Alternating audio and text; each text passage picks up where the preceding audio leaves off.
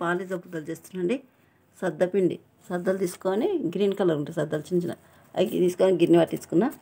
గిన్నె పట్టించి కొంచెం రొట్టెలు చేసి మాలిజ ముద్దలు చేస్తాండి. ఇక పిండి కొద్దిగా గోరెచ్చ నీళ్ళు పోసి కలగలుపుకున్నా.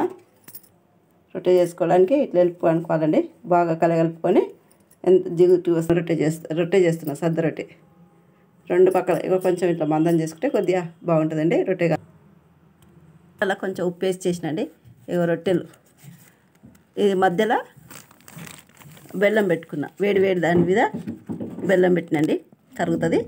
కలగలుపుకోవాలి బాగా నెయ్యి, ఇలాచి పొడి, ఇది గగ్గరపత్తి అంటారు, సబ్జా ఆకు అంటారండి, బెల్లం, ఇవన్నీ కావలసిన పదార్థాలు. ఇవన్నీ ముక్కలు చించుకొని కలగలుపుకొని ముద్దలు చేసుకుంటండి. ఇది మాలిజ ముద్దలు అంటారు. తుర్కదేవునికి ఇష్టము. మాకు తుర్కదేవుడు కూడా ఉన్నాడు. చేసే విధానం మీకు చూపిస్తున్నాం. మీరు ట్రై చేయండి, లైక్ చేయండి, షేర్ చేయండి. చూసే వాళ్ళందరికీ థ్యాంక్స్. నేను 5 రొట్టెలు చేస్తున్నా. 1/2 కిలో బెల్లం పెట్టుకున్నాండి. తీపి ఎక్కువ కావాలంటే తీపి ఎక్కువ చేసుకోండి, చప్పగా కావాలంటే తక్కువ పోసుకోండి. నేనైతే చేసే విధానం 5 రొట్టెలు, 1/2 కిలో బియ్యం, 1/2 కిలో బెల్లం. సేమ్ జొన్న రొట్టెలాగానే చేసుకోవాలండి.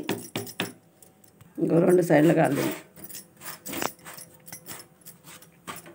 ఈ మధ్యలో బెల్లం పెట్టుకుంటా మడత చేసి పెట్టండి. కొనలకి ఇట్లా ఒత్తుకుంటే మంచిగా కాలుతుందండి. రొట్టె పెట్టి మడత పెట్టుకుంటాం. కచ్చిప్తోటి బట్టతోటి తుడుచుకోవాలి, వేసుకోవాలి. మొత్తం ఇట్లా కలగలుపుకోవాలి. చేతులతో ముక్కలు దించేసి బెల్లం కలుగుతుంది అని కలుగుతుంది.